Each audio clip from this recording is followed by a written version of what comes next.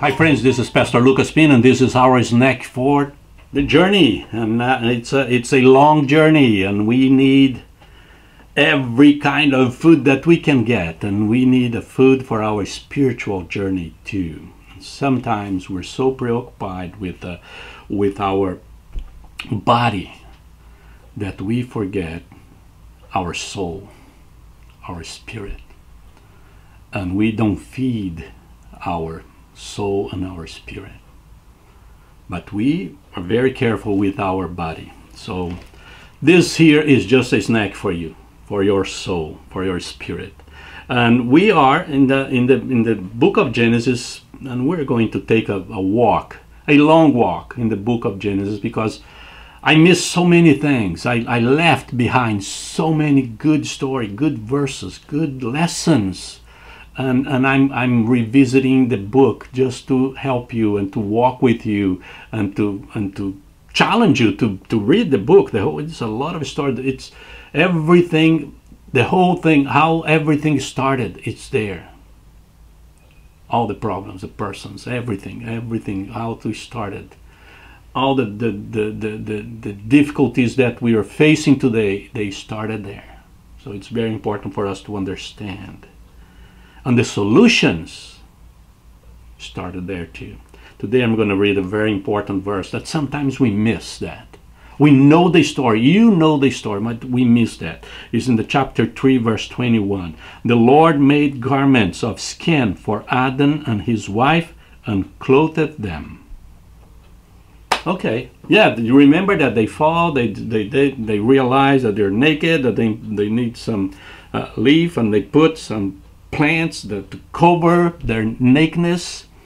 And then God find them, talk with them, curse the whole thing, to realize that they mess it up.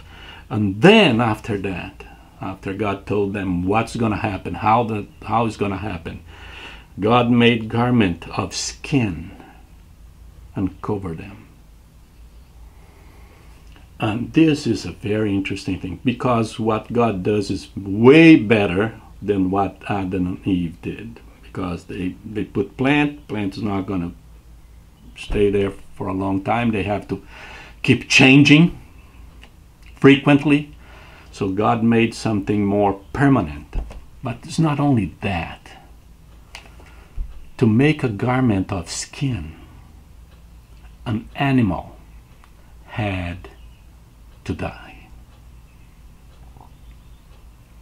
And here we find the first reference of a sacrifice, of a shedding of a blood. An animal died, so man and woman, Adam and his wife, they could be covered. And that is something that brings light, because all the other sacrifice in the Bible will do the same thing, and finally the sacrifice of Christ will do the same thing.